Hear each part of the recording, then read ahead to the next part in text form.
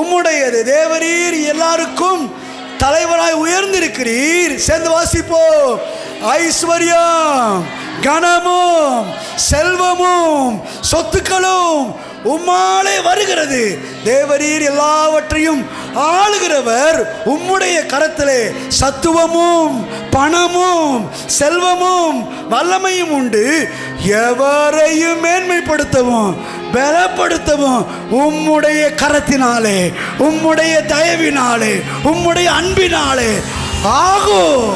அந்த தயவு இவர்களையும் கொடுக்க வச்சிருக்கிறதே. யோசித்து பார்க்கணும். 20 ஆண்டுகள் 30 ஆண்டுகளுக்கு முன்னாடி இவங்க சேரும்போது கடன்பட்டவர்கள், ஒடுக்கப்பட்டவர்கள், முறுமுறுக்கிறவர்கள், இப்படிப்பட்டவர்களாக உள்ளே வந்தாங்க. ஆனால் இன்னைக்கு இவ்வளவு அள்ளி கொடுத்துருக்குறாங்க. அப்போ இதுக்கு காரணம் எவரையும் மேன்மைப்படுத்துகிற நீரே காரணம் ஆண்டவரே. ஐஸ்வர்யம் கனமும் உம்மாலே வருகிறது.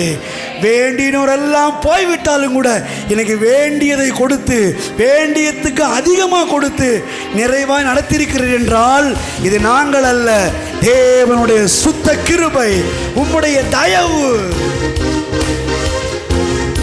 உம்முடைய காருண்யம் எங்களை பெரியவன் ஆக்கியிருக்கிறது. ஹல்லேலூயா.